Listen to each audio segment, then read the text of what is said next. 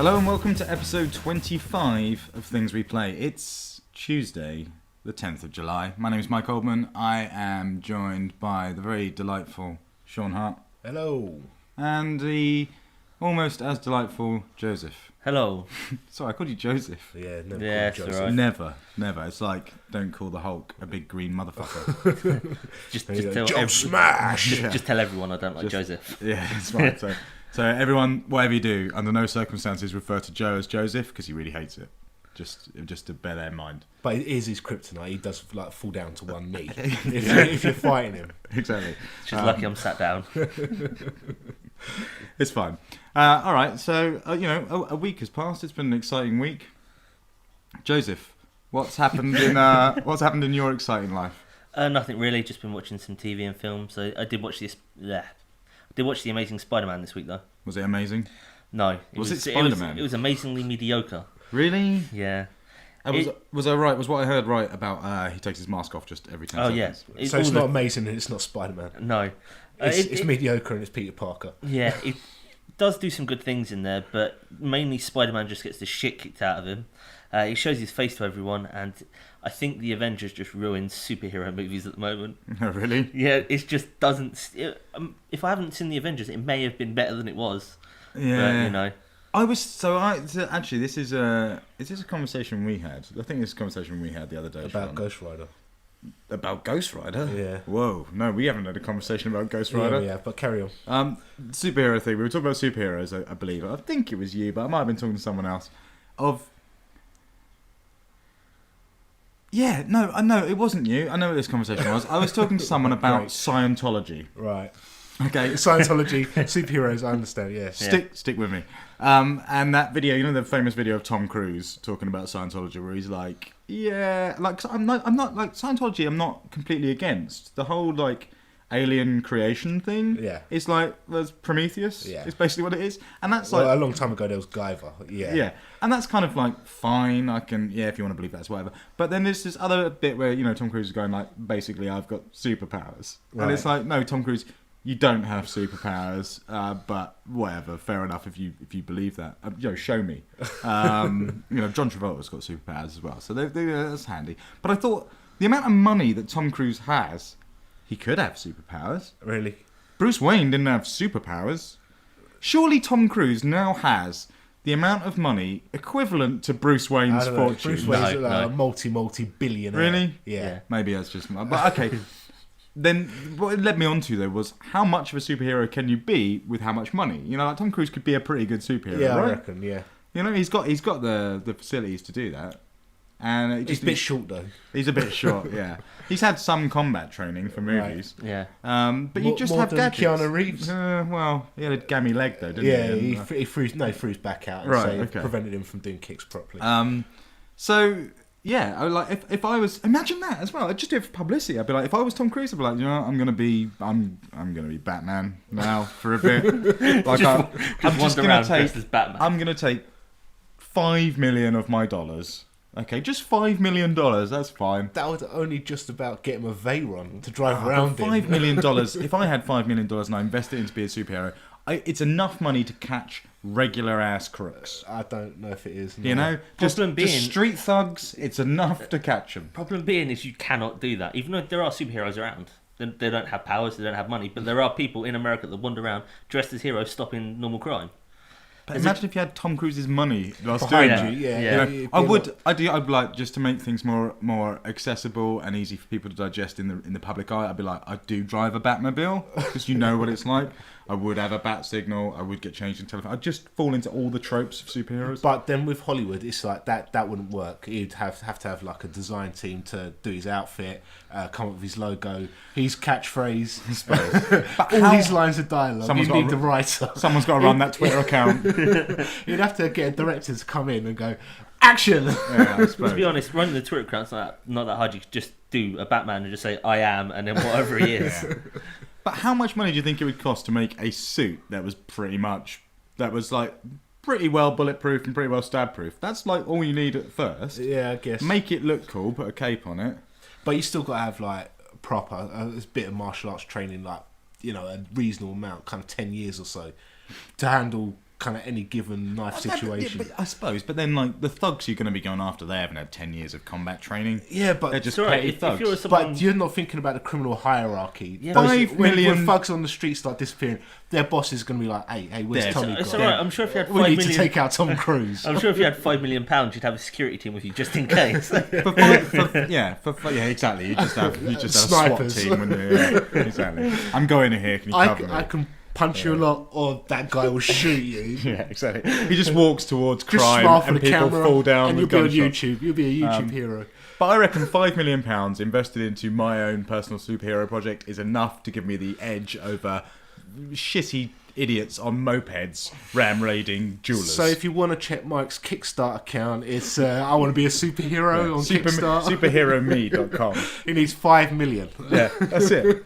And I will protect the city, from casual crime, nothing too major. Invest 24,000 and you get him for 24 hours outside your house. It's We're great. not It's in awesome. a situation where like a massive terrorist attack comes in and you can call me. No, but if like someone keeps ringing your doorbell and running off, There's or pesky little kids, bags. stealing milk from outside, they're bullying at school. Those are the sort of things. Egg that in I'm thinking. your house. Egg in your house. Yeah. Toilet roll in your car. No, I could make all that disappear overnight, and it would only cost one-off payment of £5 million.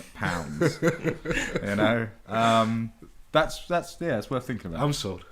So, Amazing Spider-Man, Not so amazing. not so Spider-Man. amazing Spider-Man. That's a shame. Though, to be honest, I didn't think it was going to be great. Yeah, I didn't expect it to be amazing. It's kind of like, do I need another origin story when No. you just told me his origin? Yeah, and everyone knows Spider-Man's origin. Just get on with it. Yeah, exactly. Just have him do funky stuff and fight things that are better than the Lizard Man thing. Yeah, Lizard. I mean, Spider-Man's got a lot of crap enemies anyway. Yeah. It was this Stan Lee cameo like. I didn't notice He it. didn't notice it. He didn't see It's it. didn't weird. notice I it. noticed all of them, but I didn't notice Stanley in this one. That's shocking. But he's in there, right? I'm sure he he is. is. Yeah. He He's is, got to yeah. be, hasn't he? Yeah, I can't remember where he is, but he is in it. All right, fair enough. YouTube it. I'm sure it's on there. Yeah, I suppose if I gave a damn that much, like Stan Lee has changed in my mind from like being okay, he was the cool dude that created all this nonsense. Then I thought, oh, he's just a nice old guy, and now I'm just sort of like, if you say Excelsior to me one more time, he's just like. He's almost fictional now. Yeah. He's almost become just a brand marketing tool. A that parody don't of think himself. I reckon He's like the Colonel from KFC. at this point he could make his own comic book. Yeah, but he's a mascot. Yeah, Very very that's, much. So. That's all he is, and that weirds me out. A I little don't think he actually has that bit. much active. I'm not even sure he knows what's going on anymore. They're just pumping from Valiant. Yeah, Someone shout just comes Excelsior. up. Someone's like, Say Stanley, true just believers. stand here for a minute and just say these words. yeah, exactly. So yeah, I mean, it's a guy that's been talking about the same stuff for 30 years.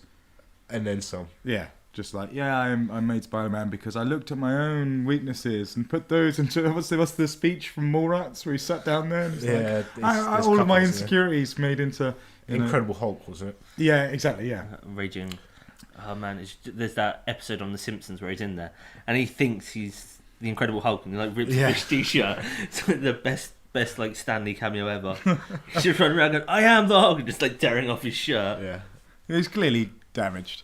For this stuff to come out of his mind. All right, Joe, that's fairly cool. Did you do anything else this week that was of any interest whatsoever? Not really. Good man. Just some gaming. Just some gaming. What about you, Shaun? I've done some more artwork.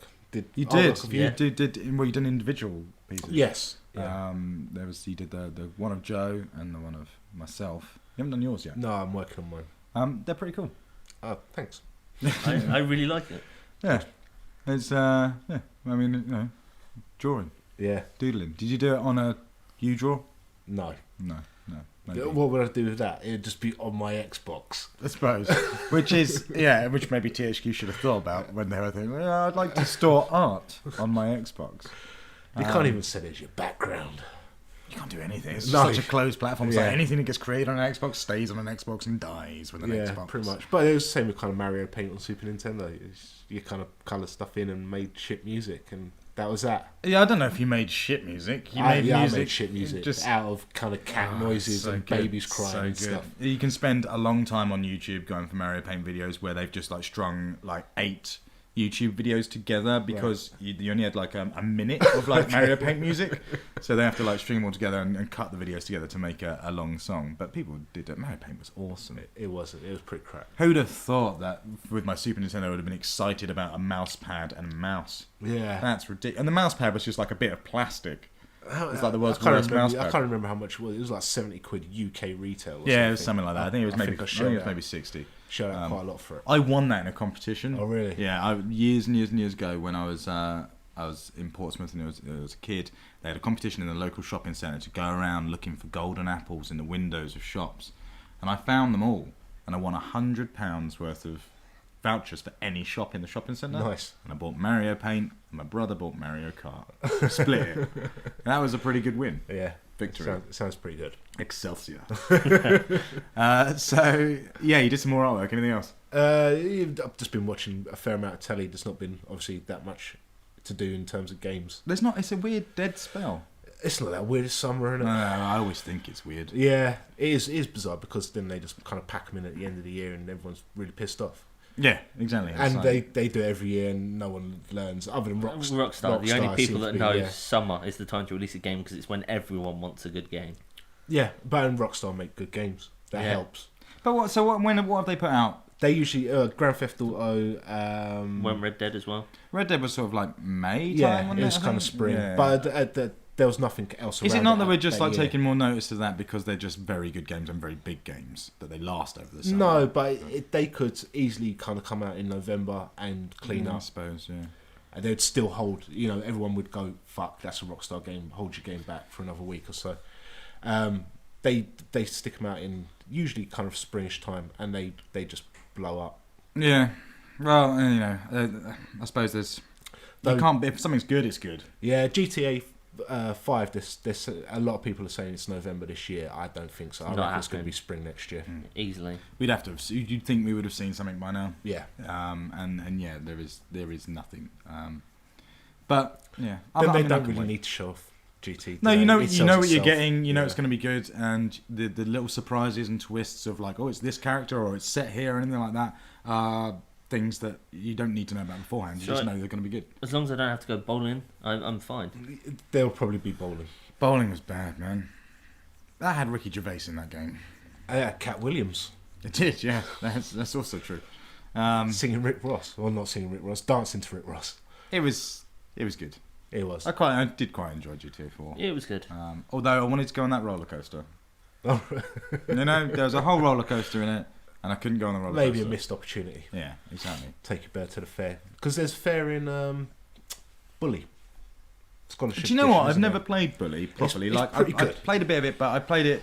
I think because it was released on 360 as well, wasn't it? Afterwards, it was kind of like a port. Yeah, from the it was. PS2 It was like director's cut, wasn't it? Yeah. So I kind of viewed it as like, well, this isn't designed for 360. It's not going to be great, and I didn't really give it a chance. But people say great things about Bully. It's basically GTA Lite. Yeah, and they're still talking about Bully 2. They're still saying there's a possibility. Yeah, I didn't really like Bully. I don't know why. I just didn't like the catch kid, me. to be honest. And also, can we just stress it wasn't called Bully? It was called Canis Canem Edit. No, on PlayStation it was. On 360. Yeah, that's true. They changed it, didn't they? I played it on 360. I never played it on PS2. Scholarship edition. Yeah. And same with Manhunt. I didn't really play any Manhunt, and Manhunt has a lot of interesting, people talk about it fondly, smashing people over their heads. It's the psychological stuff of the guy talking to you in your earpiece all the time, giving you like heads up stuff, and also it does that cool thing that I think something like DayZ, which we'll talk about later, should do, where when you're speaking, you don't it reads your voice. Like if you speak loudly whilst playing Manhunt and you've got the headset on. Right. They'll hear you. Yeah. So you need to be quiet, and that's what DayZ needs to be. It needs to be so you're literally going, "Oh my god, there's a zombie over there." So that's quite cool. All right, what have you been watching? Comic Book Men, which is it's a kind of TV show of a podcast. So it seems like they're recording a podcast, which is part of Kevin Smith's Smogcast series, with which there's about 20 podcasts. But they also record a TV show which is kind of like Ink. What's Ink? Ink is the tattoo one. So it's sort of like quasi-scripted sort of documentary about Jane's silent Silent Bob and Jay's Secret Stash West Coast. Oh, okay. All right. Fair enough. Yeah, that sounds pretty cool. Yeah, it's got some interesting stuff. Some of it seems kind of set up, but they just get people coming in with random boxes of crap trying to sell stuff, and then they turn out to be like gold mines. And they go. The episode I was watching yesterday, they went to like a car boot, and they picked up like loads of comics, and they were like paid £2 each or $2 each for these comics, and then they were selling them at kind of $10 each. And one of them bought this little Frankenstein thing, and it's like goes on your bike. And he wasn't really interested. He doesn't work for them. He just hangs out in this comic book shop all the time. And he buys this little Frankenstein head thing. And all of them are going, what the fuck are you doing with that? What the fuck are you doing with that? They get like a specialist comes over, and he's like looking through the shit. He's like, what's that thing on the back? Because he's like playing with it. It's like a bobblehead of Frankenstein. And he's like, man, you can't buy those. That's a bike buddy. He goes, that's worth like $800. How much you pay for it? He's like, $3. He's like, all I've got in my pocket now is $150. I'll give you $150 for that right now. And this piece of shit that he found at a car boot was the most valuable thing that they brought back. And they were freaking out about everything else. The rest of the guys, they were like, all these comics, all these first prints and stuff. That's so nice. It's got some quite interesting things in there. No, and Kevin Smith's funny, you know. He's not actually kind of in the show when they're doing stuff about the shop, but he's there in the cuts between where they're sitting around the desk recording the podcast. Okay. Yeah, so I might have to check it out. I might have to have a look at that. I've been doing a lot of watching stuff this week. Obviously, with no games, you just got to turn to other sort of entertainment media stuff. Actually, I saw before I go into that, I saw a really cool thing for the iPhone. That was, I think, it's a Kickstarter, but I'm not sure. But yeah, there's a big. There's Kickstarters springing up every day for new games, but also new peripherals, be it, it's an iPod dock that's really heavy, or, that was generally one of the first successful ones, because it was like, here's an iPod dock that you can put your iPod or iPad in, and the idea is that when you pick it up out of it, it's heavy enough that it doesn't come with you. Yeah. Which, simple, but like everyone jumped all over it. But I saw one the other day, and I think it was a Kickstarter, and it turns your iPhone into a console. Right. So it's a little block that little dock that you sit it in, you sit your iPhone into it. It only works with some games, like the arcade games for the Taito's arcade. Right. And it gives you a TV out, so you can just whack it straight into your TV, and you can plug NES pads into it. Oh, really? Just genuine NES pads. And it's like, that's pretty cool. That's like, I like that idea. The world's getting kind of interesting with this whole sort of like just do stuff all over the place. Cloud gaming, and just like every device is something else. Yeah. And it seems that like whenever anyone gets the opportunity to go, hey man, I've just broken this we got this new cool piece of tech that like Apple or someone made. It's awesome. Let's bust it open and free it and do all sorts of cool, crazy stuff on it and unlock the future. And then the first thing everyone does is put a NES emulator on. Which is odd. It's like it's not like you're saving something that's got. You can still buy a NES. You're all right. So that's kind of interesting.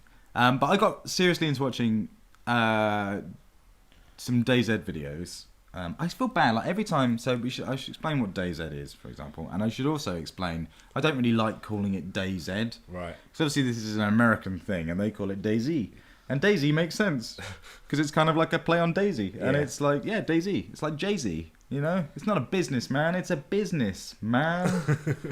And so DayZ, because we're going to say things correctly here, is a mod for Arma 2 on the PC, which is a very, very, very hardcore military shooter.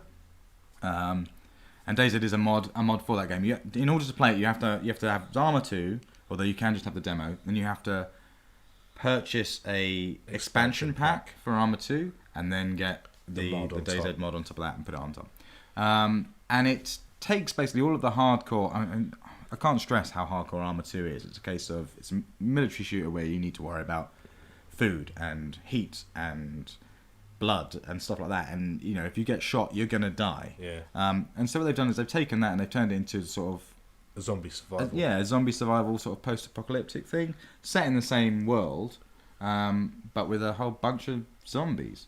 And I've been watching. This has blown up. This is. I think the official stats now is this mod has more players than Arma 2. Yeah. Which is just mind blowing anyway. But I've been watching some guys online. It's a show called DayZ Adventures, and it's just 3 guys playing the game from when they first started up to constantly. And every episode's about 20 minutes long. And I've watched like 30 episodes now. And I'm hooked. It's like if The Walking Dead was a documentary, it was like a Big Brother style documentary. Because these guys are actually in this world. This world is actually full of zombies, and they don't know what they're doing, and it's really quite scary. But the beauty of the game is this: there's so much. If you go in there cold, which is I think the kind of way you have to do it, you don't know really what to expect. Yeah. But because it's so hardcore, what you're constantly worrying about is stuff that's not the zombies. Do you know what I mean? Like there's zombies everywhere. Basically, the setup is I think it's about 50 players. You were saying, Joe, at any one time. Somewhere around there on the server. The map is huge, so you very rarely meet people. It's kind of got that Minecraft persistent world, sort of view to it. And there's zombies, and there's like 700 zombies on there, and they respawn and they obviously die and stuff. So you can spend a lot of time just not meeting anyone. They're just kind of wandering around, and it's like, if you go near a city, there's probably going to be some zombies. And the difference with this and, say, something like Left 4 Dead is that one zombie will fuck you up. You know, if one zombie spots you and comes after you, there's a good chance he's going to kill you. Because it's not that they necessarily go down with difficulty, but if you get hit, you're going to start bleeding. If you start bleeding, you need to stop that bleeding, you know, and then you need to get some blood again and stuff. And all this time you're worrying about, am I hungry? Am I thirsty? Am I doing this? But so most of the time, people are just crawling through bushes, like inches away from zombies, hoping they don't see them, trying to be quiet and stuff like that. It's mental. Yeah, I've been watching it as well. Have you? Yes, but a different person playing it. Yeah. And I was watching this one episode, and down in the corner, I was like watching the chat as well as watching it, because they have the chat in the bottom left corner. Sure. And then there was some guy going, I've been attacked by a zombie and I've broken my leg. You can break limbs. And he's like, how do I fix this? And everyone's like, you need like a morphine pen. He's like, I don't have one. So this guy's got a broken leg and cannot go anywhere at any speed. Shit. So he's just trying to, and he's on his own, and he's just trying to get himself more. And I'm just watching this and not really paying attention to what I'm watching, and just... It's crazy, and it's so tense because you know how dangerous it is, and because of those dull moments. It's because of the bits where you're not got 1,000 zombies chasing after you. It's the bits where there's nothing, and you're just looking over hills into towns to see, you know, oh, that building looks like I can probably go into it. There might be something there, but I can see there's maybe 5 zombies around. It's that quiet time that makes it so dramatic. And then so I'm watching this show. I've spent, like 4 hours watching it now, and 4 hours into it, an episode starts and they're all just kind of walking along the beach, and all of a sudden a freaking helicopter flies above them and just over them, and you're like, and it's that perfect like zombie apocalypse moment. You're like, we need that helicopter. I was thinking, guys, go, you fucking, other people are alive, go and do it. And it's other people that make this game exciting, because it's that whole Walking Dead vibe of the humans are more dangerous than the zombies. Because if you meet another player in this game, you don't know what's going to happen next. Right. You know, you get to that point where they might have food that you want, and you might have food that they want, and at some point, someone's going to pull the trigger on the other person. You know, you can't trust. There's an interesting sort of trust dynamic with a complete stranger. Yeah. Because you're trying to survive, and it brings out that sort of survival element. If they suddenly go, pull out of their pocket some nice new fancy weapon, and you want it. Yeah, you're only a gunshot away from getting it, aren't you, really? And that's it. And it's roguelike in the respect that you have one life. You lose all your stuff if you die. So there's a lot to play for. But you get those cool standoff moments where there's 2 people that meet. They haven't spoken yet. They're both pointing their guns at each other's faces. And you're like, I don't know what's going to happen now. There's no backing out of this. Maybe there's zombies coming as well. And it's just, that's awesome. The game changes as well the more you play it. So everyone starts in the south by the beach. Right. And it has all the major towns down there. So there's more zombies and more like people that have just started.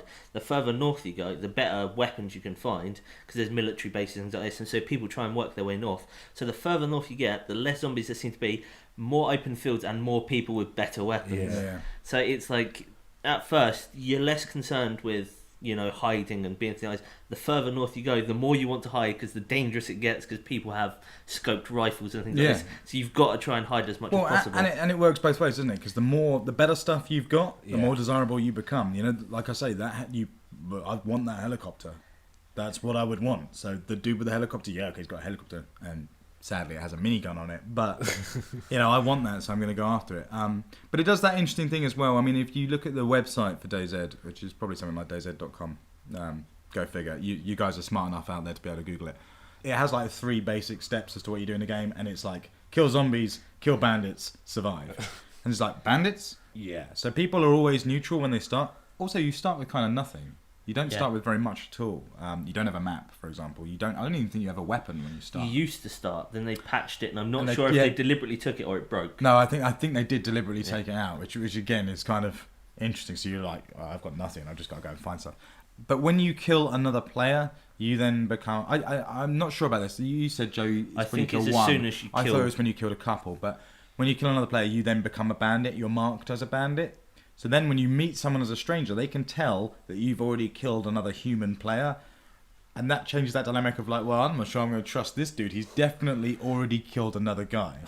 You know? Do I just take him out? And it's that whole sort of like, man, I only killed you to stop you from killing me, and I'm trying to protect my farm, and just fuck off. Like the situation is bad enough as it is. Just don't go anywhere near me, because I can't handle that dynamic of like figuring out whether you are a friend or a foe. I know you're not a zombie, so I don't really want to kill you, but you know, push comes to shove, you're going down like anything else. And you've got a really nice hat. Yeah. Exactly. So that's blown me away. I desperately want to play this game. I really want to play it as well. Yeah, it sounds very interesting. I don't know how long I'd kind of carry on playing after the first 10 times I've died. Yeah, and I wonder, like, it's not a game that I can imagine being a great deal of fun by yourself. No, like, we get a couple of guys together, and it's like, yeah, this is quite cool. But you need someone else, because you need someone to give you blood transfusions or just carry stuff. Because you can get vehicles, obviously, like the helicopter. There's cars that you can rebuild and stuff. But in order to get all the parts that you need to rebuild one, like tyres and gasoline and things like that, carrying it's not going to be easy. And it's not like you can just go and pick stuff up and leave it somewhere else. Yeah. Some other dude's going to come along and take that stuff. It's the most Walking Dead-like of anything. I'd say it's more Walking Dead than the Walking Dead game. It's the sort of survival horror game that you really want. Yeah, sounds like. Yeah, and weirdly, the really hardcore stuff, the am I too hot or cold, which is the sort of mechanic that would drive me mental in a game. I don't want that. I really want. You know, I like the idea of that, because a lot of the time you're not.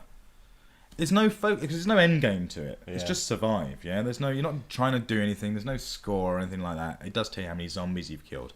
But it means that you're not, I play Left 4 Dead. What I'm doing throughout the whole thing is trying to get to safe rooms and I'm killing zombies. That's it. Those are the two things I'm doing. In this, you might be like, I'm trying to get to the airfield to find stuff. You know, I'm trying to find other players. Or I need to get water. Or I'm on a mission to find blood.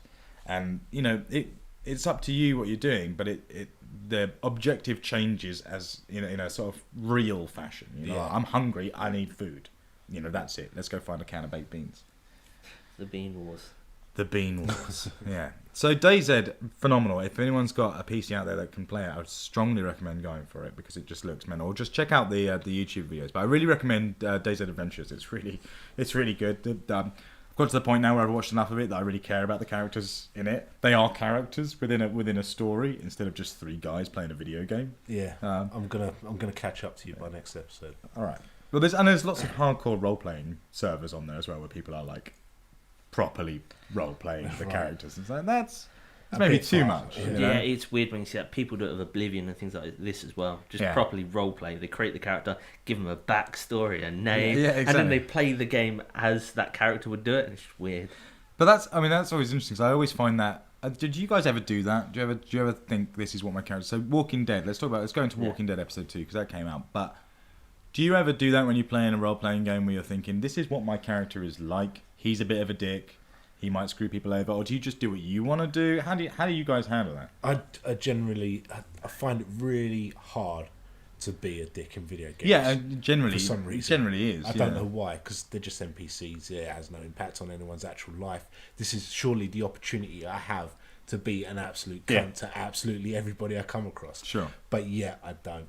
And I think you was talking about the hard decisions in Spec Ops. Yeah. And that kind of doing the bad thing makes your game life a little easier. Yeah, exactly. It makes the good option harder. Yeah. And also kind of Fable 2 started experimenting with that, where you're not necessarily rewarded for doing the bad thing, but you're punished for doing the good thing. Yeah. There's sections where you're in prison and stuff, and if you don't kill the guy on the floor, then XP is drained from you and stuff like that.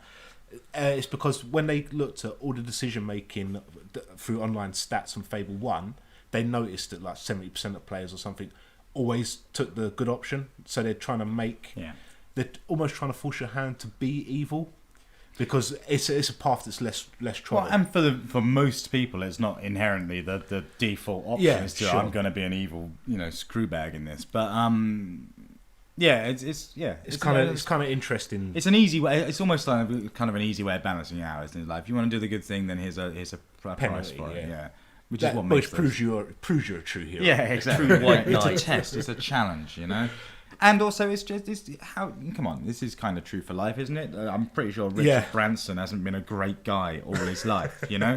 That's kind of how you get to the top, right? You tread on the little guy. Exactly. So that's interesting. But I wondered how you played it, because I never really, I don't role play in it, but I do think, is my character did he do this? Sometimes I quite often do bad thing.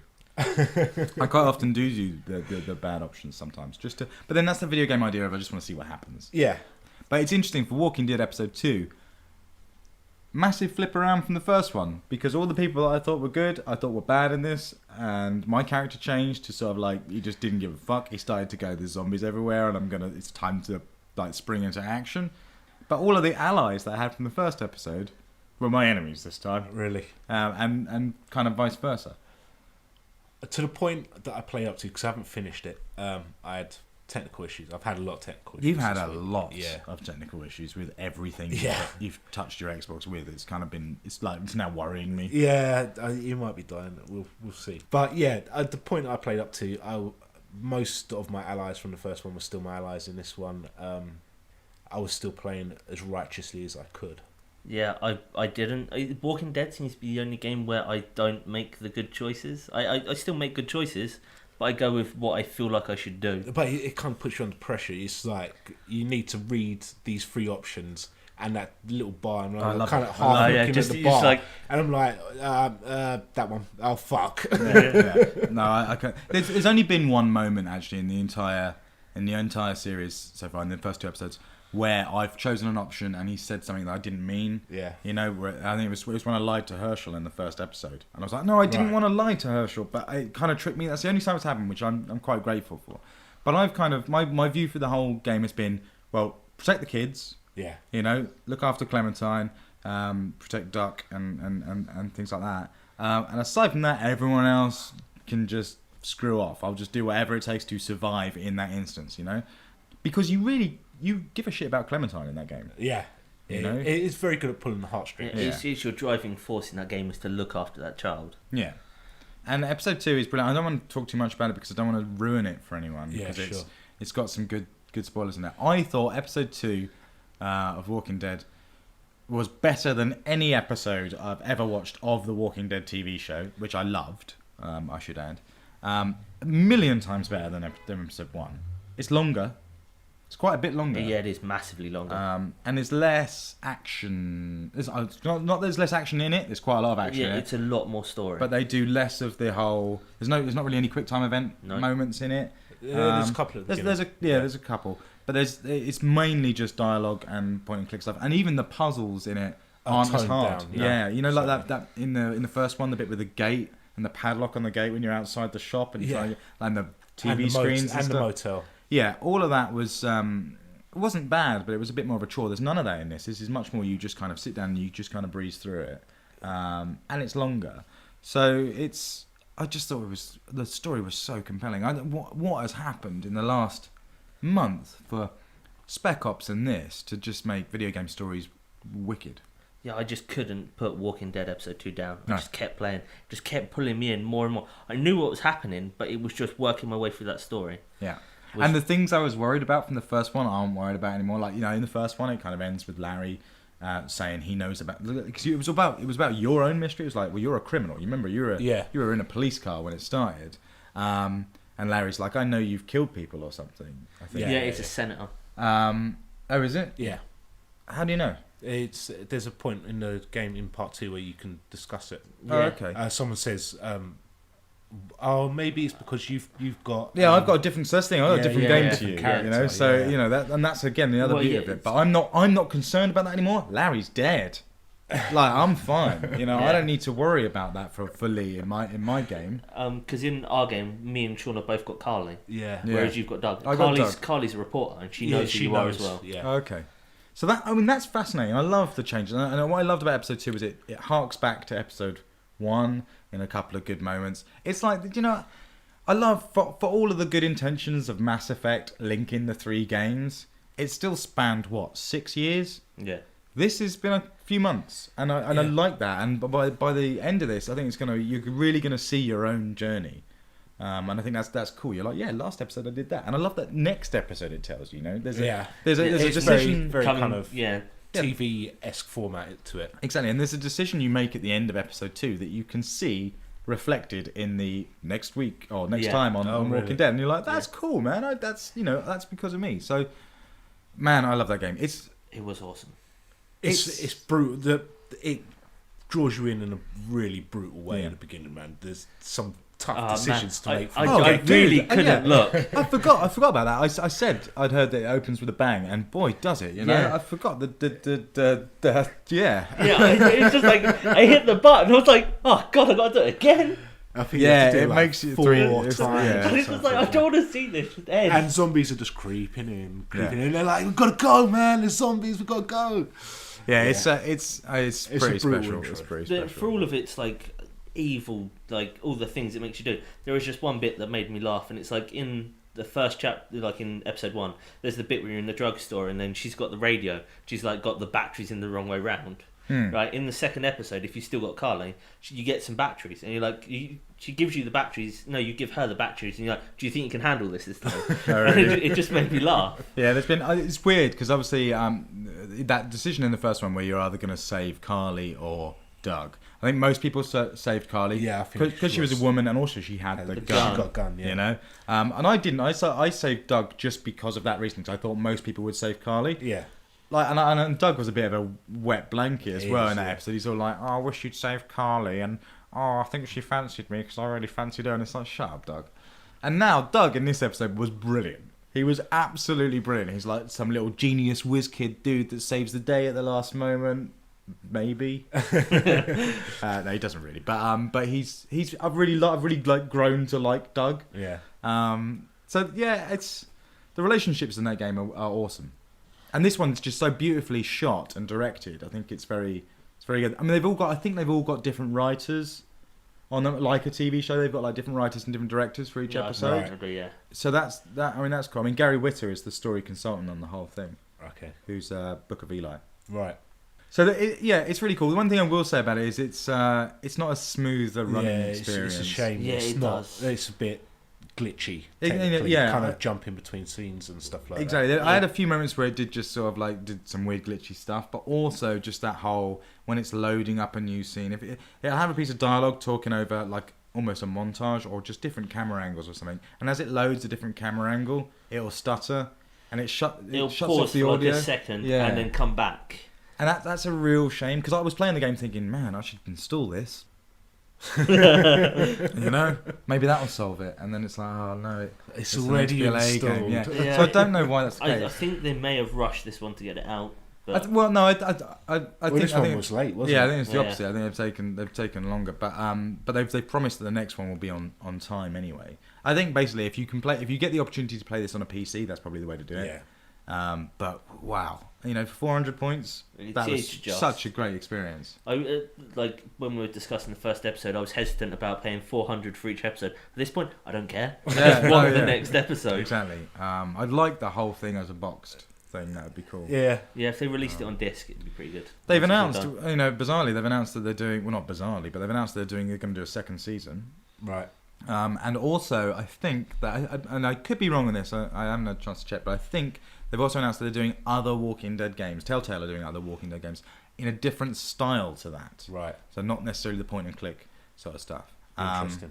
And then on top of that, Activision have announced that they're doing a Walking Dead game, which I have a sneaking suspicion might be based off the TV show. Right. But I don't know. And that's going to be a first-person shooter, which, as we were talking earlier offline, wouldn't that be wonderful if they'd just seen the phenomenal success of DayZ and thought this could be a Walking Dead game that we own? If Activision don't see it, like making this Walking Dead game as DayZ, then they're missing a trick. Yeah, everyone's going zombie nuts.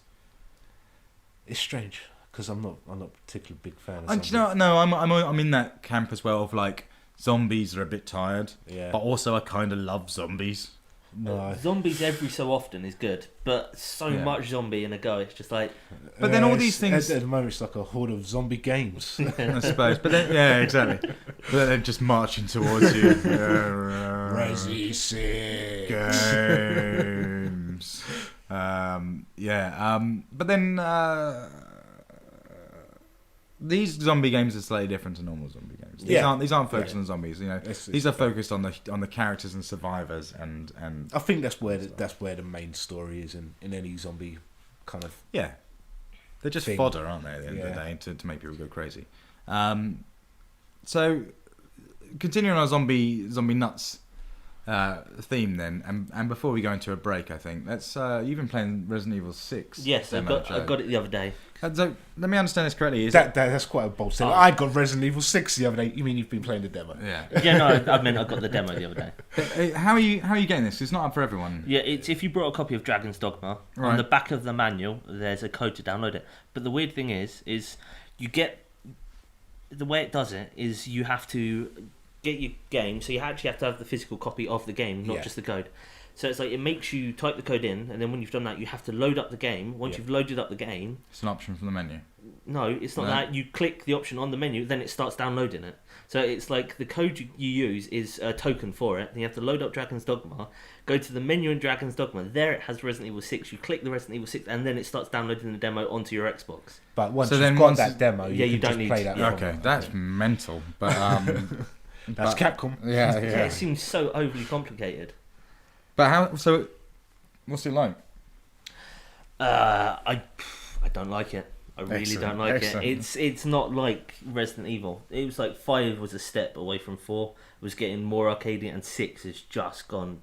Well, we saw, didn't we, from that E3 demo? We saw Leon running away from a road full of exploding cars because a plane crash. fell. That video was weird. just ridiculous. It seemed a little less like the hope this is not Chris's blood that we've been used to. With the demo, there's 3 different bits. So you've got a bit where you play. There's Leon's story, Chris' story, and Jack's story. So in Leon's story, you can choose between Leon and another woman. I can't remember her name. In Chris's story, you can choose between Chris and some other guy called Pierre. Right. And in Jack's story, you can choose between Jack and some other woman. I can't remember her name. Okay.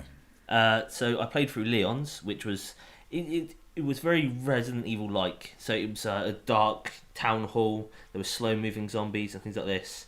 And you pick some up other...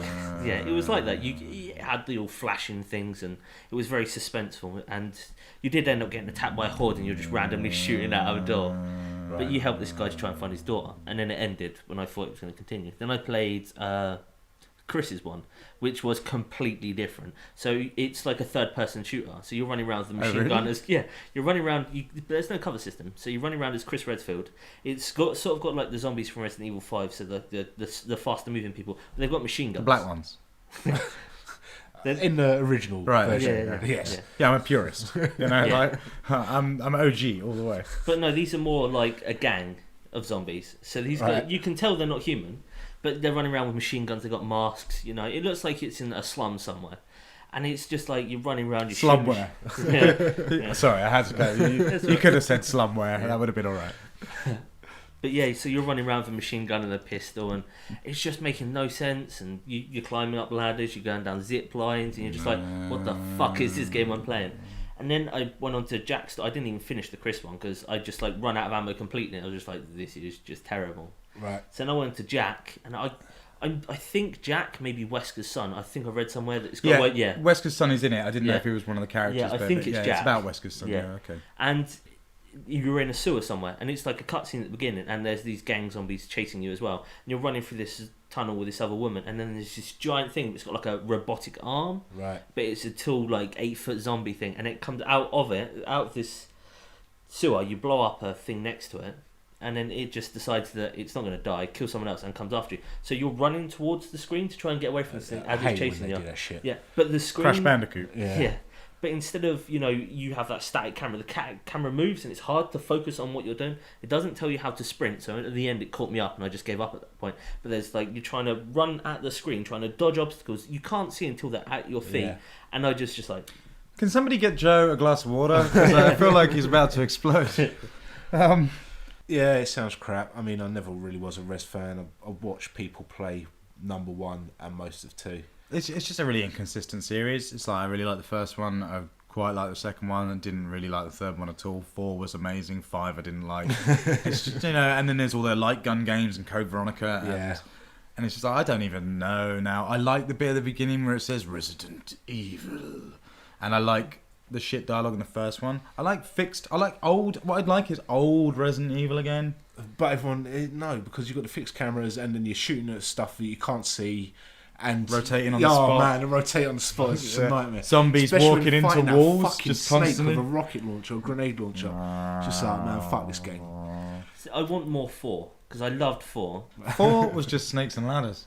Yeah, that's all it was. It was you go up a ladder to avoid them, kick the ladder down, jump back down, go back up a ladder, jump back down. It's considered everything explodes. The series highlight, yeah. isn't it? Oh, it's a phenomenal game. Yeah. It is a phenomenal game, but it is just sort of here's a zombie with a stick of dynamite again, and that weird. I've just come in from Assassin's Creed to sell you some stuff. Yeah, but if they were more like that, but less zombies with dynamite, like yeah. I mean, they were good games. I don't know if I've still got. That's not what I want from. It's not horror anymore. No. Yeah. And it was only maybe tenuously horror anyway. Resident Evil 1 had scary moments. Everyone, I hate to bring it up because it's so cliche now, but it generally was a bit of a scare that was kind of new when the dogs jumped through the windows in that corridor. The first time you open the door and it shows you the rendered zombie. Yeah, that one. Yeah, that's all that's kind of cool. The setting was brilliant. I liked it. The awesome FMV opening sequence. That managed to give it its 18 rating and stuff. And then the bit with the characters where you see them all, it's like Barry Burton, Chris Redfield. All that was kind of cool. But then it did just sort of tail off. And now that's not scary. Like Dead Space had some scary moments and genuinely scary moments, but I think Resident Evil was often trading on jumps. Yeah. Because it was weird, man. There were sharks and snakes and giant spiders and so they didn't need all that stuff. The lab experiment side of Resident Evil stuff, I'm not interested in. Screw Umbrella. I don't need that. They've given me too much story that they've kind of put me off it. And then there's the movies. Yeah. So I like the movies. Yeah, you know what? The movies are sadly pretty good, but they're not really anything to do with Resident Evil, are they? It's kind of the thing I find weird about Resident Evil 6 is Capcom want to draw in the Call of Duty fans, and for the life of me, I cannot see how that's ever going to happen with Resident Evil 6. No, I think that's fair. What did anyone ever play Resident Evil 0? Oh, no, it was a GameCube only, wasn't it? Yeah, I did have it at one point, but I never got around to playing it. It was awesome. That was one that was genuinely really good because it looked amazing. Yeah. And it was on the train, and you were the convict dude. Yeah, it was that whole convict thing. I don't know. I saw a comment online going back to Walking Dead. It's just reminded me because of the convict thing and Lee obviously being a criminal. There's comments online about why the game's not more racist. It does have a little because there's a racist comment, isn't there, in episode 2. He's like, you look a bit. He's like, can you pick a lock? And he's like, no. And he's like, why'd you say that? He's like, well, you're a bit, urban. And it's no, man, I don't think you're saying what I think you're saying. Yeah. But the complaint was from this comment online was that it should be a little bit more racist because it's in the South in America, and the show's, the second episode of the show has a fair amount of the N-word in it, And this is as close as it gets of a bit urban. But I still was quite shocked by it when it happened. It's like, really? Did you just say that? Quite and I followed that path. Damn, man, I'm from California. Crazy shit just comes out of my mouth. Yeah, exactly. No, I followed that path though, and went up to Larry and went, no, fuck you. You're just a racist idiot. Yeah. I followed the race. I was like, even though I was like, he's not being real racist. He's just kind of being because Larry, the guy that hates you, is not racist. He just hates you. He knows you're a criminal. Yeah. And I kind of blamed it all on racism. Oh, really? Yeah. So that was all I wanted to say. Should we take a break? Yes. Because I I need to go and eat some brains. Good job. Yeah, thanks. Here's a little piece of music. We'll be back in just a few short minutes. See ya. Bye.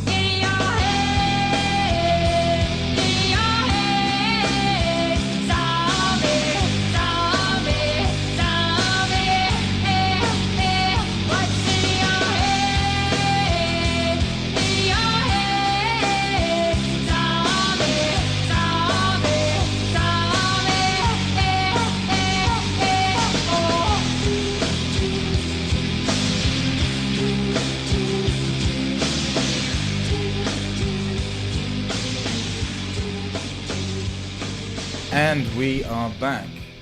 That was Zombie. Cranberry sauce. Takes me back to college. Yeah, that's basically what it does. Yeah, it's kind of all Doc Martens and. I never wore Doc Martens. No, I didn't wear Doc Martens. People did though. Girls did. Yeah. Lesbians did. Girls still do. Lesbians still do. I can't comment on that. I don't know. Doc Martens were like quite a big brand back then, Yeah. but it's like, does anyone give a damn now? No. Well, they had air bubbles before Nike. Yeah, true. You also don't see kids wearing Nirvana hoodies as much as you used to. Funny that. See, old people wear Nirvana. Yeah, but there was a time, wasn't there, sort of like, I don't know, what, Everyone 10 was years walking around ago, with that. where kids that had never even heard of Nirvana, like Kurt Cobain had been dead long before that they'd even acknowledged it, and they'd wander around with like Nirvana hoodies and stuff on. It's like, what? What's going on here? Their older brothers had donated them their CD and hoodie. I suppose. So yeah, that's fitting. Let's talk about some more games. Spelunky. Yeah. You guys, have you both played this? Yeah, I played it for a short period. I didn't pick it up, but I did have a look at the demo. Is the demo the tutorial? Yeah.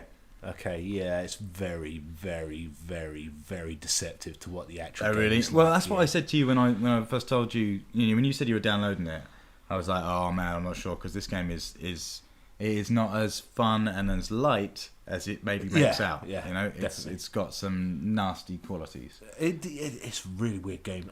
I've put in a lot of time playing this game. Oh, really? Okay. Yeah, I'm like I've got a shortcut to level 3. So basically, how would you describe it? It's like a platforming dungeon crawler almost. Yeah. 2D platforming dungeon crawler. Yeah, sounds about right. I played it co-op as well.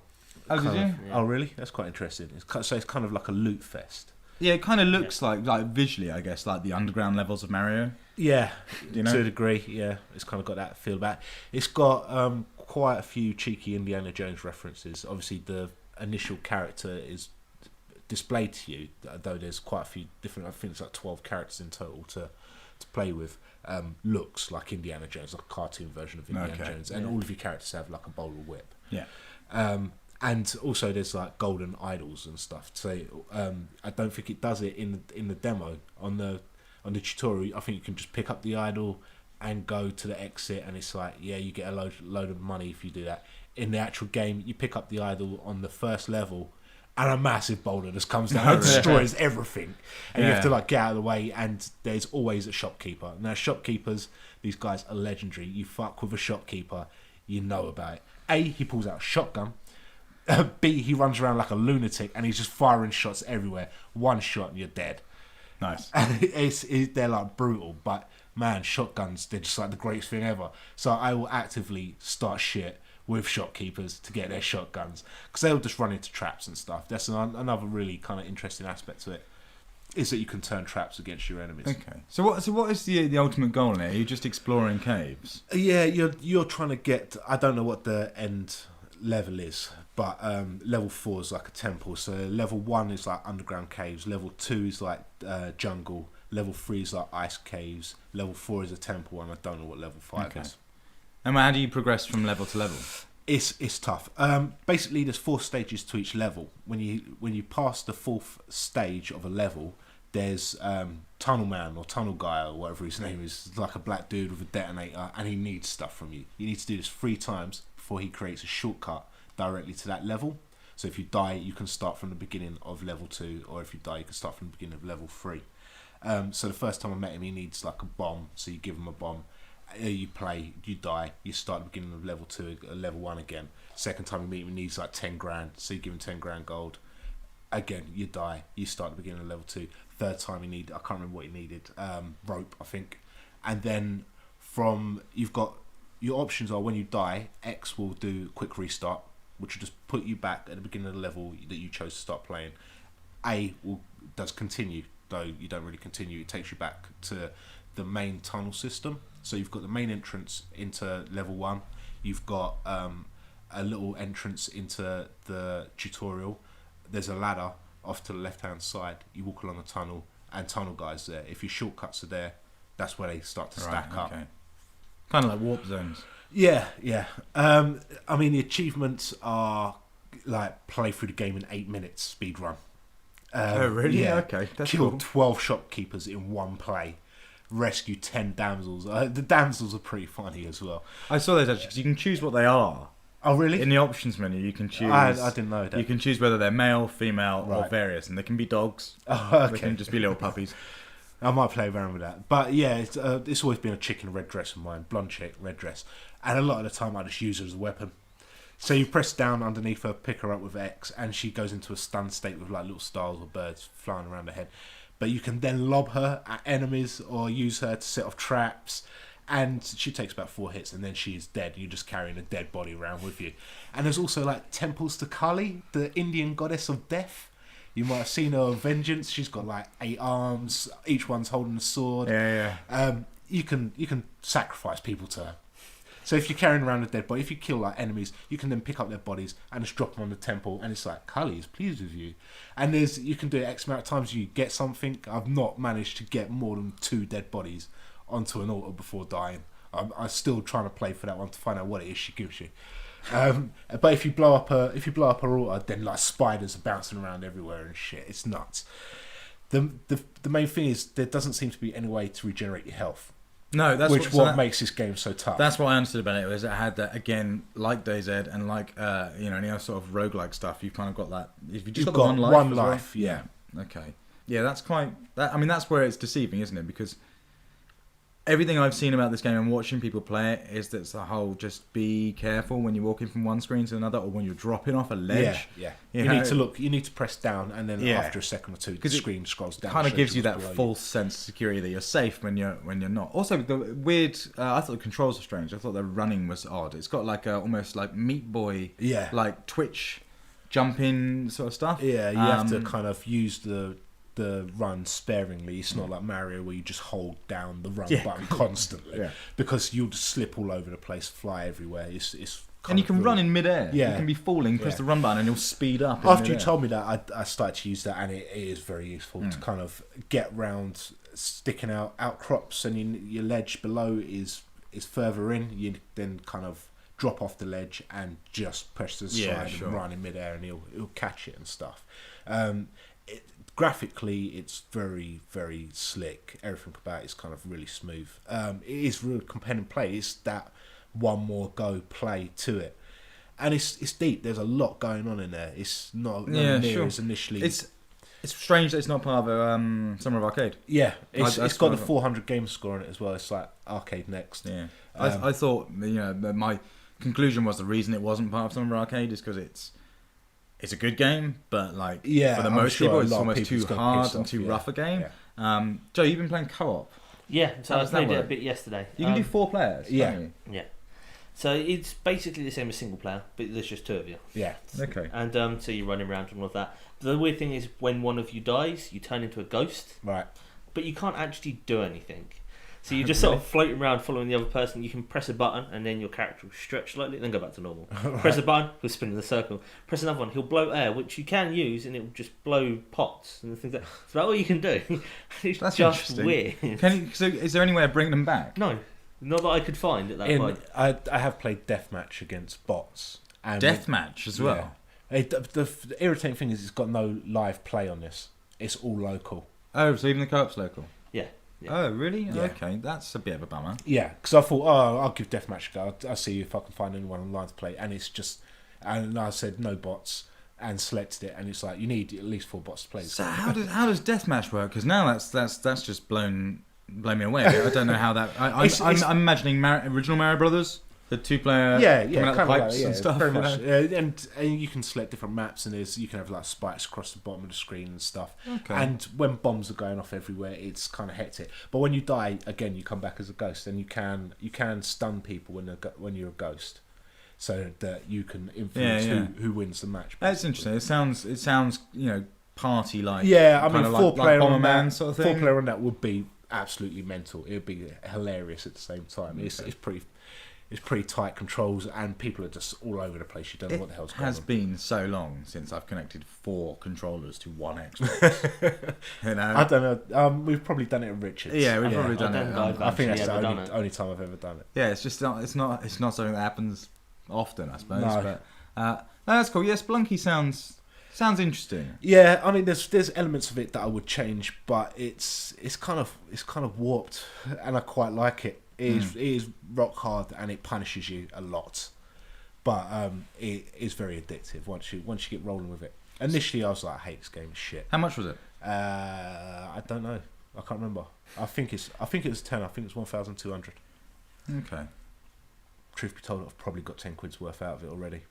Yeah, it sounds. It does sound like a decent enough game. It sounds big. Yeah, it is. It's bigger than you expect, and there's a lot going on. I wish I'd heard more about it.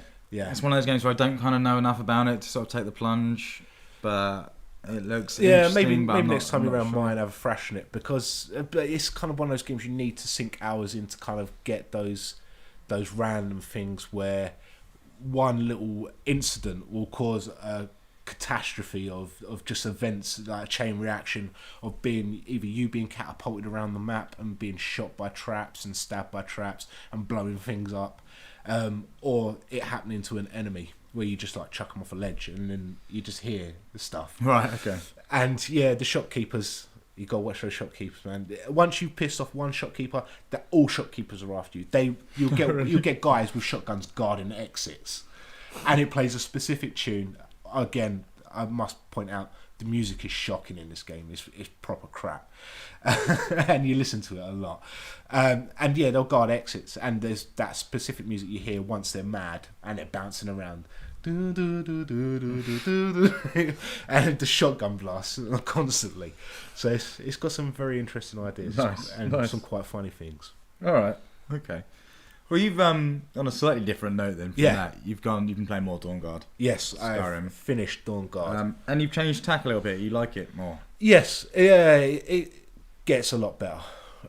Initially, it's quite slow. I think I was having issues getting back into Skyrim after such a long break. Which is fair enough.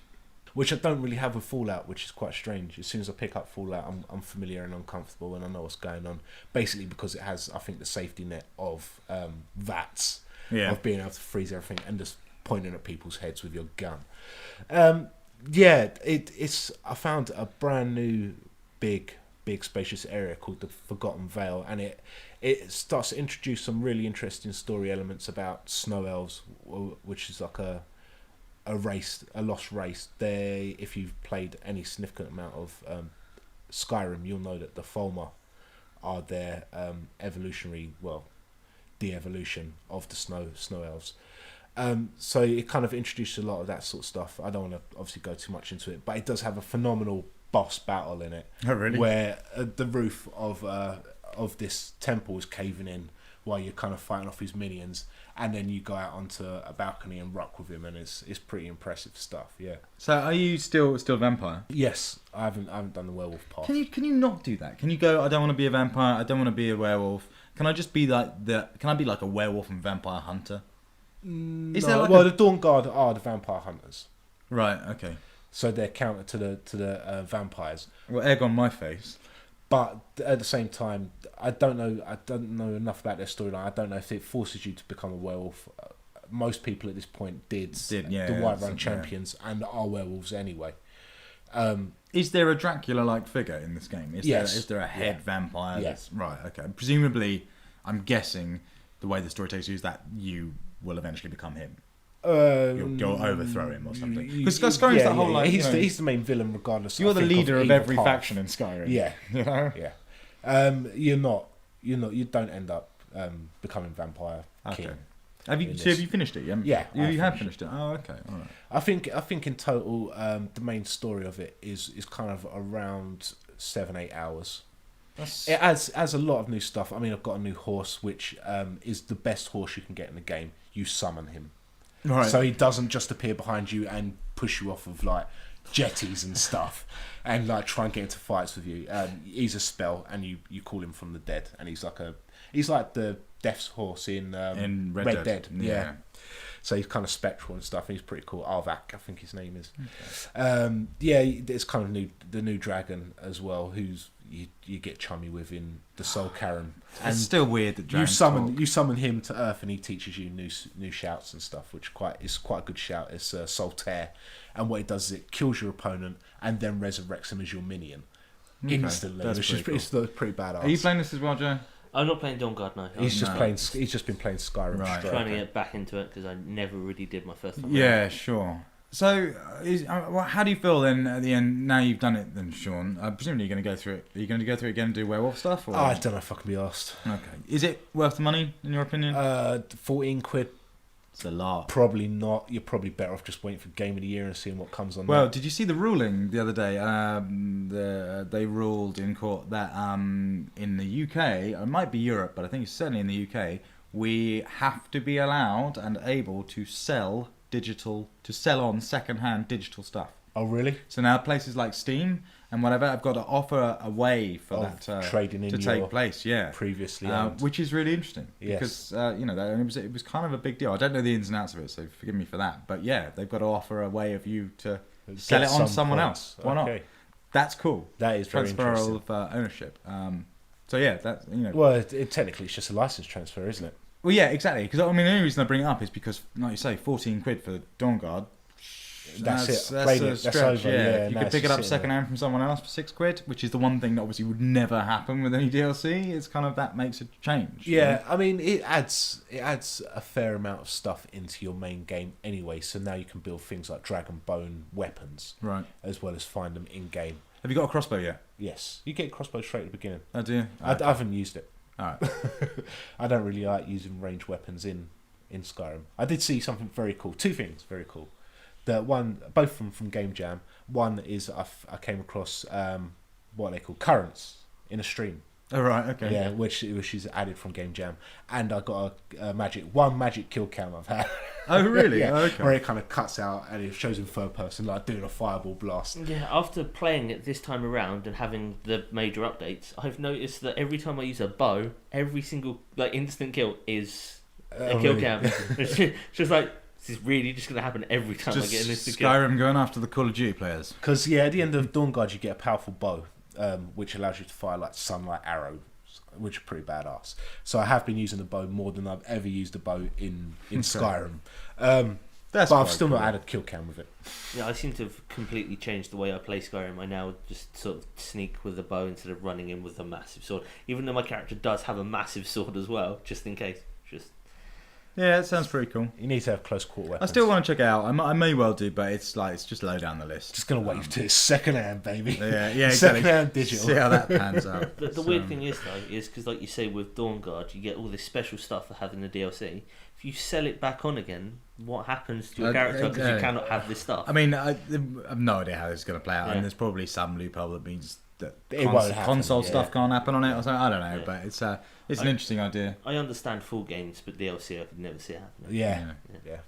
Yeah. I think, and that might be actually what it is. It might just be those digital full stuff, and not. But who knows?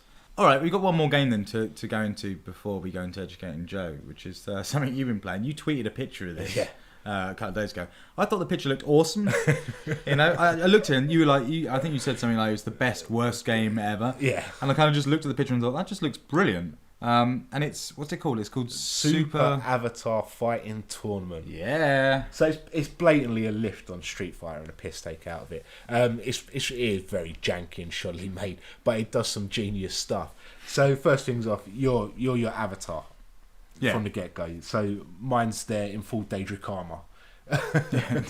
So from the get-go I look like a fucking badass. You can then build your character's move list by selecting points onto either karate, taekwondo or boxing. And that just gives you the kind of 4 special moves, other than your standard kick, punch, jump, and stuff. One of the moves I put 2 points on karate. The second point on karate gives you a fireball, Ryu style. Oh, really? Yeah. You can then, when you're going into a tournament or going into a single kind of single match, the first option it gives you is press left bumper to select anyone from your friends list. Oh, really? Yeah. So the photograph, I was fighting against Sam Dobson on there, so who's the Dobbers. It then fills the background. Your audience is made up from people on your friends list. See now, man, I like that. I like that. For That's 80 points, it's not bad. It's a bit of a laugh. Yeah, so it's got some pretty cool stuff in there. How robust is the fight? It's just, I mean, it's 2D, it's 2D yeah. Street Fighter stuff, isn't it? But it's just basically. It's kind of tough enough on Super Nintendo. Yeah. It's kind of that level of. It's like It looks slick though. Like the screenshot that you posted looked polished and like single robust. frames. I'm sure it's about 7 frames a second or something. It's pretty ropey, but it is for a laugh. It's worth it. Yeah, I Which might is have to 8 check it points. Any online play? I don't know. I didn't because I've not bought the full thing. I was just playing the demo. Oh, okay, all right. Well, that'd be interesting to. I'd be interested to look at that. If it's got online play, I think we should actually set up a tournament. Yeah. Exactly. See, we report on who becomes king. Yeah, I think that's. I'm down with won't it. be me. I just like the idea that you could have Robocop fighting Master Chief. Yeah. In it, you know, all that sort of stuff's pretty good. Sweet, yeah, I like that. I like the putting your friends in it. It's always the thing that confused me about Black Ops. You know, and you can play Black Ops with like bots, yeah. and it puts your friends' names in it. Oh, really? Like, I have no idea if I'm playing against my friends or not anymore. You know, I'm just. It looks like I am. So I could always tell because they were never good enough. Yeah, well, there you go. Didn't you ever have me in your friends list then? I wish I could choose them because I wanted to fight certain people. Like, you know, like you're saying, with you getting Sam up for fighting, I wanted to go, yeah, I'm singling out that motherfucker. That's the one I want to get. That sounds pretty good. Indie games never failing to amuse at least. Yeah. All right, well, should we go into Educating Joe? I think we should. You ready for that? It's time, yeah. It's time. Here we go. Once upon a time, there was a boy named Joe. He didn't play many video games as a child. He was too busy out running and jumping through fields, perhaps stealing apples. But then one day, he found himself inexplicably on a video game podcast, and 2 guys, Mike and Shaun, vowed to take him back through time to play the games he missed. This is Educating Joe. Educating Joe. This week, slight cock up. Yeah, you're half. You reckon? It's not really my half. You're blaming me for choosing this game. What we've done, we should explain to everyone at home, is that we've chosen a game. Educating Joe. The purpose of Educating Joe is games that are important that Shaun and I have played together. Not together, but, you know, independently, but both have played. That Joe hasn't, that he's missed out on, that are important and significant enough either to our childhood or the games industry as a whole that he should play. This week we just picked a game we haven't played. You've played this. You picked a game. I picked this game because it was called Saturday Night Slam Masters, which I think is one of the best names ever. You know, and it's a great name for a band. Yeah, but imagine that. Imagine if you went and saw Saturday Night Slam Masters. It wasn't the English name that you chose. You raving about. It's the American, Japanese name. Yeah, Muscle Bomber. Body Explosion. The Body Explosion. Also, another name for a band that would be awesome. So that was why I said, yeah, I'd like to see this game. It's Capcom wrestling beat 'em up. Yeah. Featuring, I might add, Mike Hager Hager from freaking Final Fight. Yeah. And when I suggested, you were like, yeah, I've played that. Yeah, let's do it. No. I think what I was doing was like looking at Twitter or something, only half listening to what you were saying because you're flipping out about the Japanese name. And I was like, yeah, I've played it. It's not very good. The Body Explosion. And then afterwards, I was like, yeah, we've picked a really shit game. Yeah. So we played this game. There's not a lot to say about it because it's just terrible. Oh, it's awful. There is one good thing about this game. Okay. It makes me appreciate the other things we've played so far. I think that's fair. And so I had a brief blast now. The things I noticed were I thought the music was awesome. The music's like really over-energetic Japanese like rock pop. Yeah. But then it was a case of this is just a basic fighting game. You choose your character. I didn't do the Royal Rumble or the Battle Royale that you could do in it. I just did the one-on-ones. Right. And I chose a generic character. I chose Hager actually. That's what I did as well. Yeah, of course. You know, and then it was just like a basic I had a punch button and... You have a punch, a jump, and a run. Yeah, and that's No, it. you don't have run, you double tap. Yeah. Yeah, it's weird. And it was kind of, I didn't feel like I had any more moves than I would have had in a Final Fight game. So if I was in a ring, I couldn't get up on the turnbuckles. I could just throw people into the sides and they'd rebound into me. And it's hard. Yeah. Did you win any matches? It was like, oh my god, this game is so freaking hard. What I found whilst playing was I can punch someone, but they can suplex me. And I was like, how are you doing this? I have a punch button. And then if you're lucky enough to get to the point where it says pin, you're like, I have no idea what button is pin. And then they throw you off anyway. It was weird. I must have missed something on the moves. It must have got more context-sensitive things you can do. I found out a couple of interesting things about the game while I was looking for a move list on Wikipedia, which I never found anyway. No. Someone said you can do a finisher and you can do something else, but never listed how to do it. It's like, thanks, that's great. Yeah.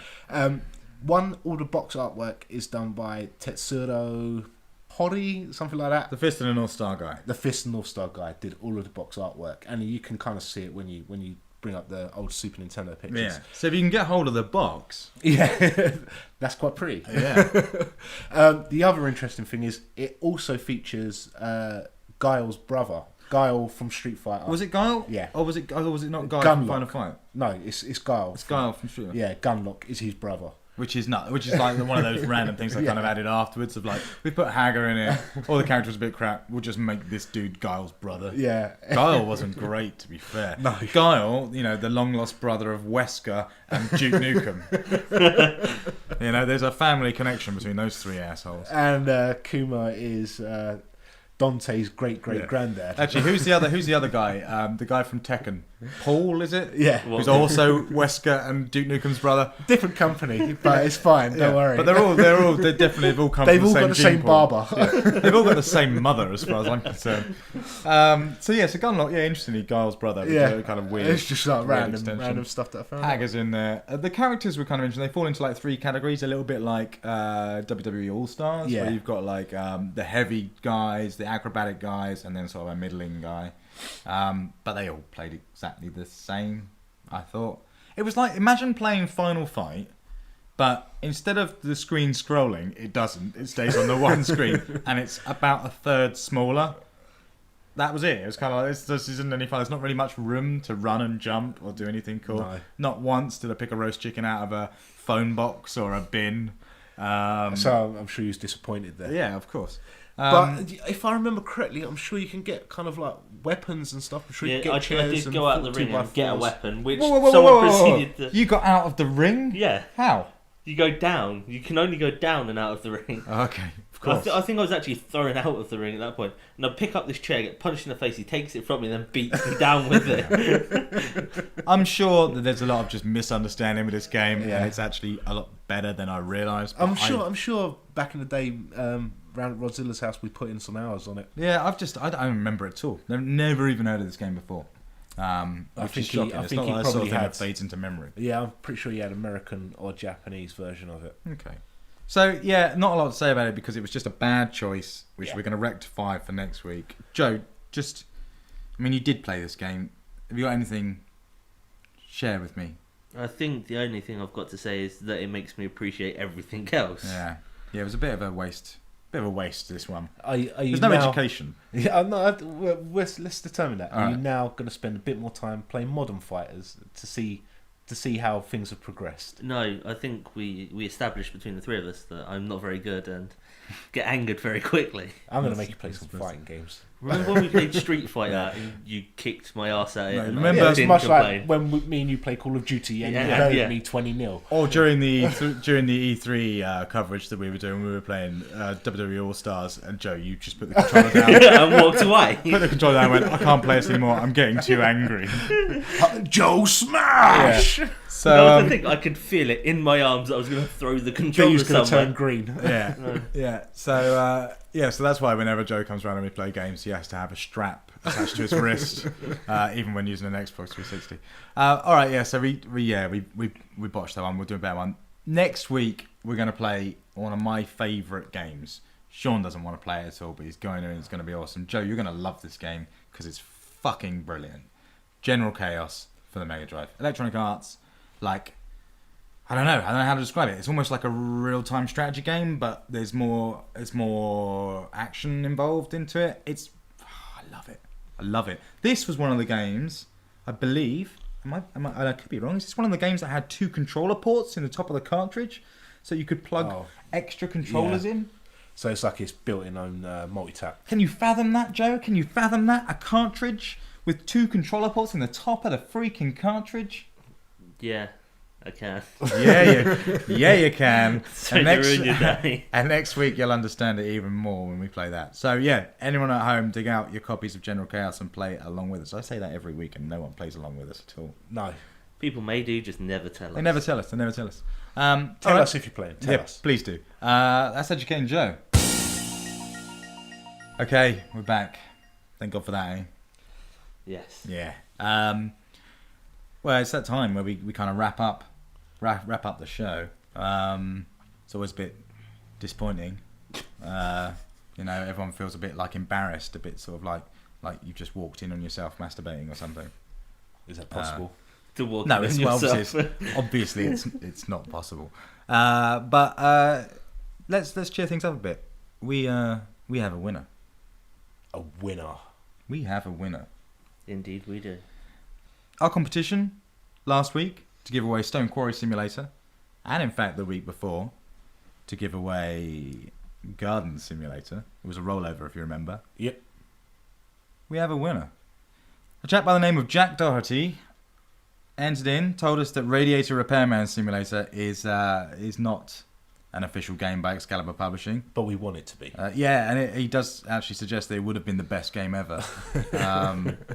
So if Excalibur Publishing are listening and want to get in touch and talk with us about the finer details of Radiator Repairman Simulator. And more importantly, the royalties. Yeah, exactly. But there's some key things that we need to discuss with them. You brought up the pawn tash last time. All these things are important. Interchangeable pawn tash. Yeah, the game design document does exist here at TWP Tires, and if they want to get in touch, we can work on that. But Jack, you have won yourself a copy of Stone Quarry Simulator and Garden Simulator. We cannot wait to get those out to you and see what sort of things you simulate. Yeah, exactly. But we're not going to stop there. This week, we've got another competition from our good friends at Excalibur Publishing. This week, we will be giving away 1 copy of Airport Firefighter Simulator. I'm pretty pumped about this one. You were very excited when you said you were going to give it away. Yeah, I know. This was one of my favourite ones. I'll just I think it's probably about that time that we give you a little idea of what Airport Firefighter Simulator is like. And these aren't my words. These are the words of Excalibur Publishing. Fire can be a friend, but it can also be a ferocious foe. Nowhere are the dangers more apparent than in a modern airport where thousands of travellers are in close proximity to highly flammable aviation fuel and hazardous materials. The risks are great, and so are the demands on the elite squad of airport firefighters. Even the most routine duties of aircraft refuelling and cargo management carry the chance of conflagration, so you must always be on your guard to prevent a minor incident becoming a major inferno. Your duties as a fireman require you to maintain vigilance on both day and night shifts, never quite knowing when you will be summoned into action with scores of dramatic missions. Drive ultra-realistic renditions of specialist firefighting vehicles across 20 kilometers squared of airport, including the famed Panther, each vehicle complete with unique equipment ready to be pressed into service for any eventuality. In a busy airport, anything can and will happen, requiring split-second decision-making and nerves of steel. Only the finest firefighters can operate in an environment where one small spark can lead to disaster. Are you up to taking the heat? I don't know if I am. Famed panther? I've never heard of a panther. I don't know. I mean, yeah. Like, neither have I. I mean, I've heard of a panther. I mean, is it Shere Khan? No, he's a tiger. He's a tiger. What was the panther? Bagheera. Aren't there many a panther roaming English countrysides? English countrysides? Yeah. No, there's loads of rumours like of the beast of Bodmin. Yeah. Is a panther, not many. No, there are a few stories. I think it's just a famed panther. I don't think that's the panther. I don't know what a panther is. This is a far more exciting game than the last two, right? Yeah. This is You need action, nerves of steel, conflagration. Yep, conflagration. Both day and night shifts. Wow. You know? Got to keep your mind straight. For It just that. makes airports seem like the most dangerous places on the planet. You know, it says, what does it say? It says, well, you never know when you're going to get summoned into action with scores of dramatic missions. Okay. Any eventuality, all right, that's everything. One small spark can lead to disaster. It's just the picture of the flaming jumbo jet on the back. It's even the most routine duties, you know, such as fueling or cargo. What's dangerous about cargo management?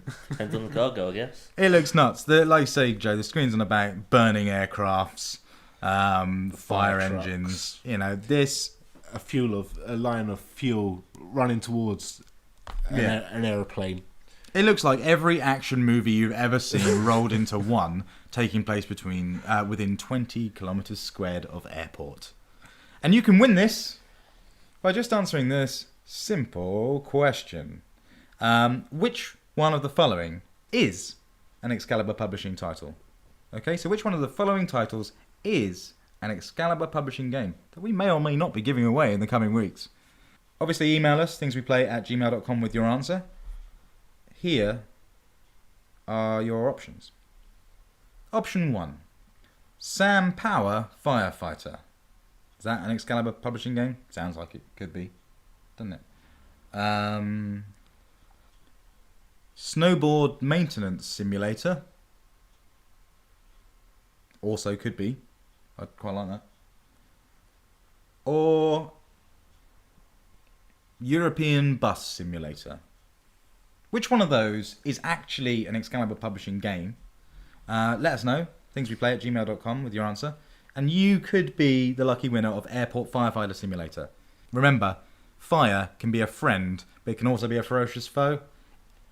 I need to question that just quickly. In what instance, as an airport firefighter, I don't think he's think talking about an airport firefighter. I think he's talking about in general. When is fire a foe? A friend, rather. When you're sitting in DayZ territory and the temperature's falling at night time, you need a fire. It's your friend then, isn't it, to keep you warm? I suppose that's true, but you gotta be careful because it's also a ferocious foe. Yeah. Well, it could quickly go out of control with the aviation. Bandits will be able to spot it from miles away. I still think, in the context of an airport firefighter game, friend isn't the correct word for acquaintance. Yeah. That guy that turns up at a party that you didn't really want to come, you know, that's what fire's like, and that's gatecrasher. Who brought fire with them, you know? Like, Jesus, guys. Come on, it never goes well when fire turns up. up. That guy's a twat. So Airport Firefighter Simulator, if you want it, enter it. Let us know which one of those titles that I mentioned earlier is an Excalibur Publishing game. Email us, thingsweplay@gmail.com. We'll let you know. Congratulations to Jack for winning our last competition. We'll get those prizes out to you as soon as possible. That's it. That's our show. It's done. What have we got next week?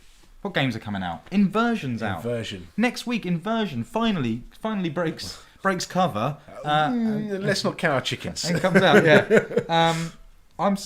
I was interested in Inversion at one point. I now couldn't. You're over that. Yeah, do you know what I mean? It's messed me about. You know, it smucked me around. Raise your hopes up and dash them to the ground. Exactly. It left me there, standing outside the cinema, checking my watch. You know, and I'm not looking forward to it now. So that's out. I don't think anything else is. Although Summer of Arcade does start next week. Yes, but after we record the show. That's true. And it's Tony Hawk's HD, isn't it? Which I might pick up. Maybe, we'll see. But I don't know. See how I'm feeling. If I'm done with that. I might play some other weird stuff. Let's play some weird stuff. Yeah. Indies always pumping out stuff. Yeah, we said we'd play the Olympics game or Tour de France, and we didn't. There's still the option, Joe. Yeah, we might do. I ain't. Come on. The three of us. He straight up refuses. Straight up. No, not happening. I'm washing my hair that night. Yeah, fair enough. That's I painted my toenails. Yeah. All right, well, we'll find something to play. Obviously, for Educating Joe, we'll be playing General Chaos, so that's a guaranteed one. Inversion's got to come up, and surely. Yeah, I imagine I'll at least rent it. Yeah, I'll probably rent it. All right. Well, in that case, we will see you in 7 days' time for more Things We Play. Remember, you can get in touch just before I go. Almost forgot. thingsweplay@gmail.com. You don't have to just enter the competition. Just give us a shout. Do it. You know? Anything interesting? Or find us on Twitter at thingsweplay. Obviously, as well, don't forget to check out us on the web at thingsweplay.net. You know, where you can find, various bits. Bit of artwork from Shaun, the episodes, obviously. New releases and what's coming out. And some other stuff to toy around with. So do be sure to check that out. We will see you in 7 days' time. Do take care of yourself.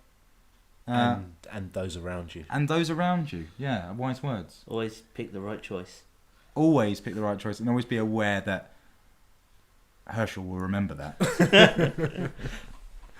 We'll see you in 7 days' time. Sayonara. Goodbye.